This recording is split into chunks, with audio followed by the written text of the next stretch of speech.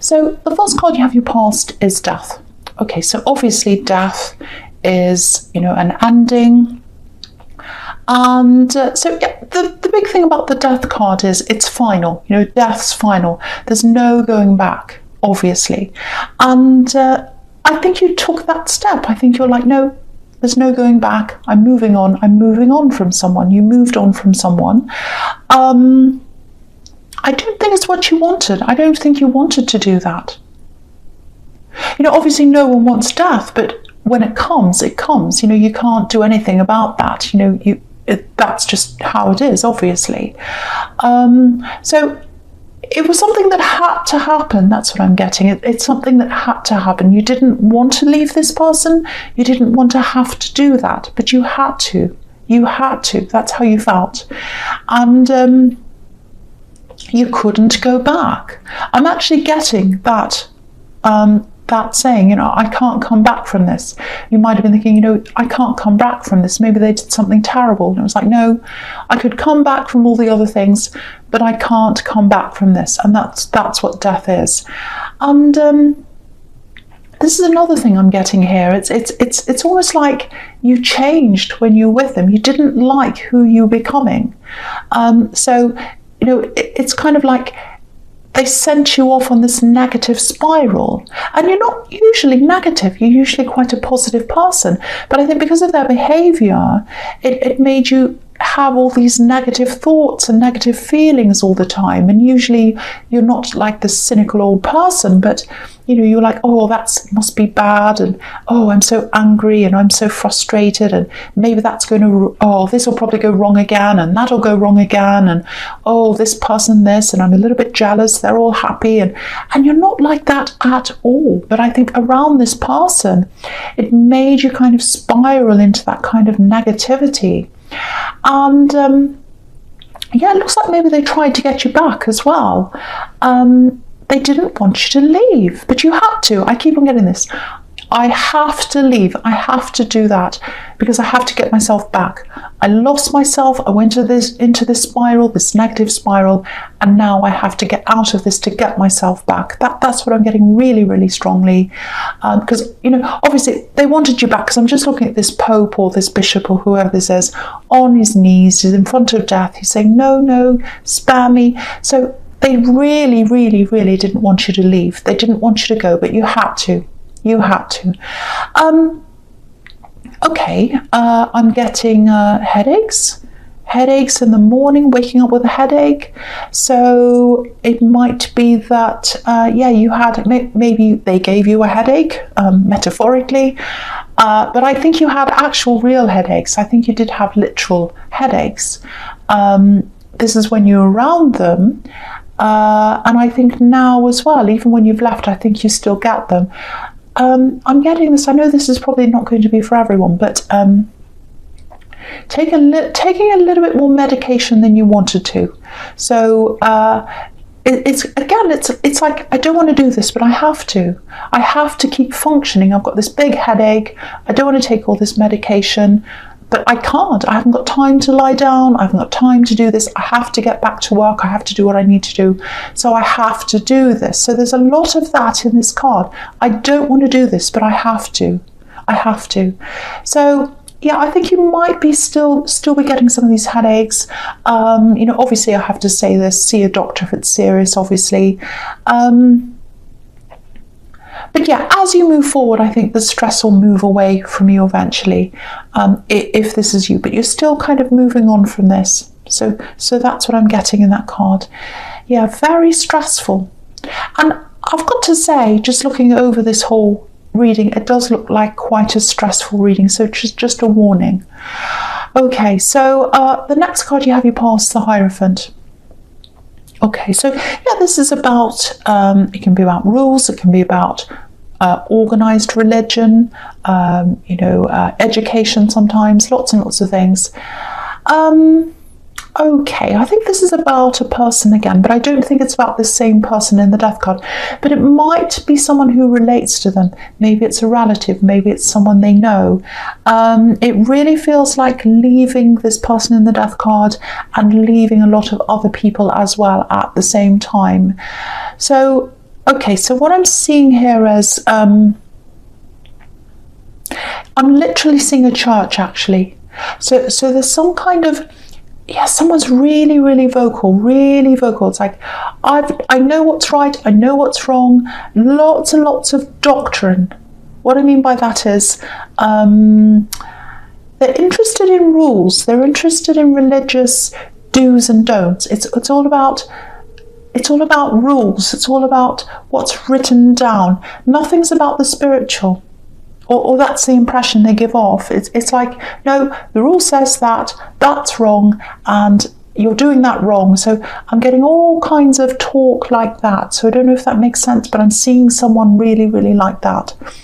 And, you know, for any kind of religious belief or whatever it is, it doesn't matter what religion it is, if you're not putting the heart first, and spirituality and understanding of, you know, humans and caring and all that kind of thing, if that's not first, you know, it becomes meaningless. It really becomes meaningless. It's all about rules. And I think that's how you felt about this person. It's like, you know, you're all about rules. What about the heart? What about spirituality? And I think, you know, I think they're really, really loud, this person, and they're still like this. They're really loud, they're very rigid, and I think there's something they wouldn't like people to know they're doing, actually, and that's why they're like that. And a lot of the time you'll find that, not all the time, but a lot of the time you'll find the people who are really, really loud about what everyone else should do, usually they're hiding something themselves. Not always, but I think definitely with this person it was like that. I think there was some problem they had actually around money. I think they still do. I'm seeing them being propped up, actually, so maybe someone tried to prop them up. Now, you know, again, it looks like they're connected to this person you left in some way. They might be related. It might be that you left a whole system. Maybe you left a church system, because it feels like all this happened at the same time. You left, or you took a break from whatever's happening in the Hierophant, this person, and the Death card at the same time. I just want to say this. I don't have anything against the church or religion or anything like that. Everyone follows whatever's right for them. That's absolutely fine. But sometimes some of the individuals in these institutions, not all, but some, they might not be practicing what they say they are. And that's what I'm seeing here with this particular individual. Not everyone, just this individual person. And that's what I'm getting all over this. It's like, I'm cutting out this falseness. I'm cutting out people who put on a facade. You know, you've got no time for that anymore. And that's all part of getting yourself back again. Because I think, you know, you lost yourself with this person in the Death card. You became this person you weren't really happy with. You didn't like who you were becoming. And now you're getting that back again, and you're cutting out any of this falseness. So that's what I'm getting in that card. Okay, so the last card you have your past, the Four of Pentacles. Okay, so I think when you are getting out of this situation in the Death card, I'm seeing a lot of money, strictness around money, having to save, being careful of spending, all that kind of thing. So it might be that you had some kind of joint money situation with this person, and when you left, you know, you had to be mindful of the money. Maybe you had to divide your money up or something like that. Yeah, it feels quite stressful emotionally, actually. It's like, yeah, this is what it feels like. It feels like, oh, I have to be careful. I have to be really careful of what I say. Or, you know, because it might cost me later. So it looks like you're in some kind of a process, or you were at this time. I don't know if you're still in this now. But you wanted to say something, you wanted to say things to them. There's a lot of anger here, actually, but you weren't able to say what you wanted to say because you thought it might affect your future. So it might be that you're in some kind of money negotiation with this Axe or whoever this is, and you kind of had to be calm, you have to be balanced and very careful of what you say and what you do, because you want to come out better in the end, financially and otherwise as well, in other things as well.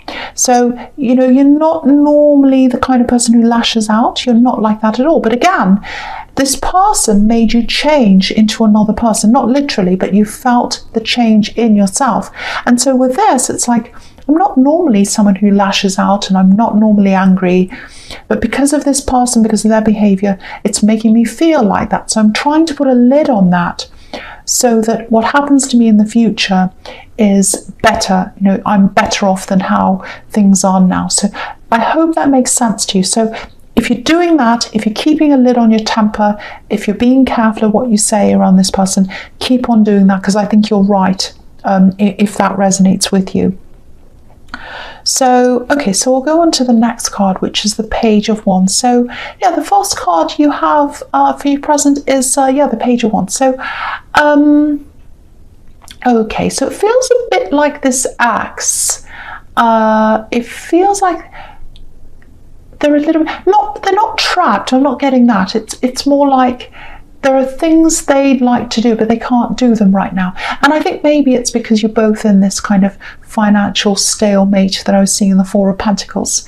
So, yeah, it looks like they're kind of hanging in there as well. There are things they'd like to do. They want to go and do all these different things, but they can't spend right now. They can't go and do what they want because they're kind of locked into this situation with you.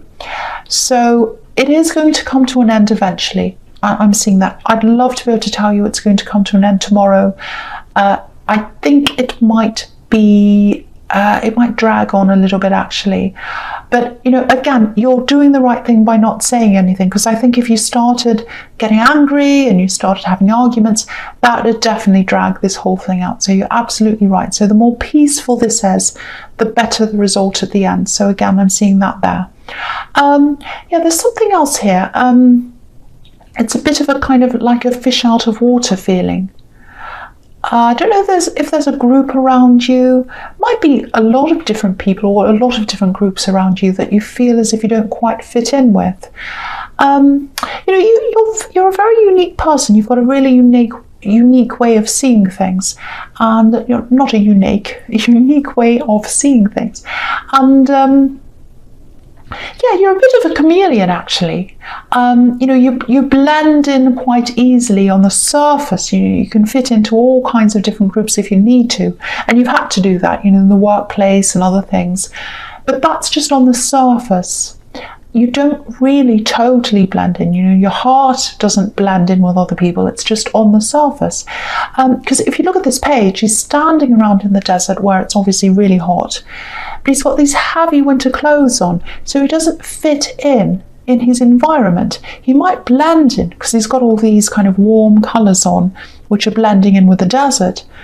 But he's hot. He's not comfortable.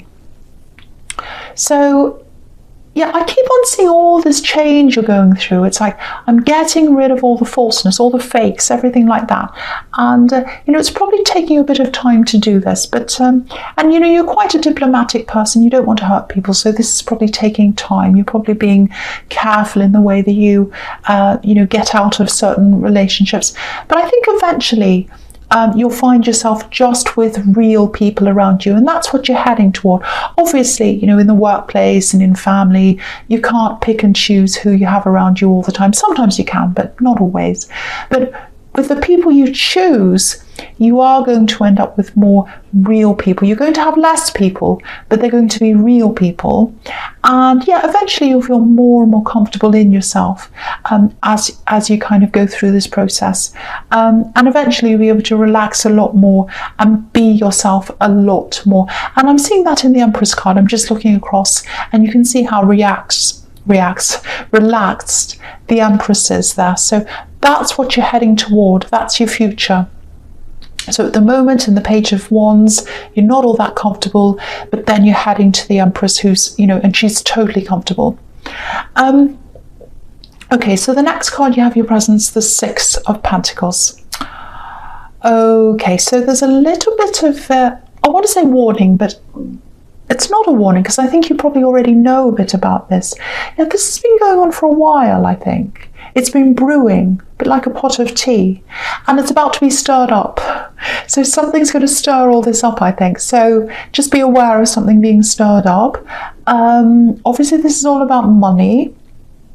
It looks like someone might be holding on to some money, or they might be preventing money from getting to the right people, actually, because it's like, if you look at this card, it's a real imbalance. It's like all the coins are on one side, not as many on the other side. You've got this imbalanced scale, and obviously he's giving money to one person and not the other one. So there's money that's supposed to go to some people, and they're not. There's prevention, and I think someone's forming some kind of a barrier between this money and the right person it's supposed to be going to, if that makes sense.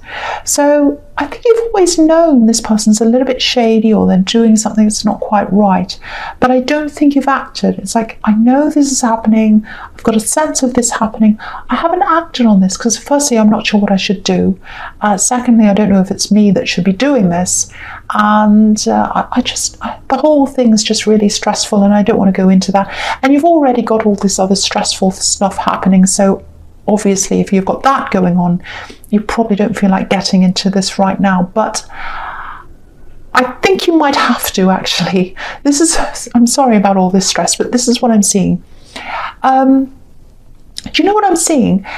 It looks like they might have to come, and they might have to come and speak to you, actually. Yeah, they're going to ask you something. They need to know something. You've got the answer, and they need to know. That's what I'm seeing. They need to know what this is. You've got some information, or you've got something like that, and there's no other way. They can't find this out any other way. They're going to have to ask you. So when this person contacts you, if this is all resonating, if you know what this says, when they contact you, when they ask you this, it's going to be an awkward conversation. I can see that, but I think this might be an opportunity for you to open this conversation up about this money, or this, whatever this is. Now, you're not a manipulative person, I know that, but I think they are. I think they're manipulative, especially if they're playing games with money, or they're withholding money, they're stopping it from getting to the right person. That's manipulative.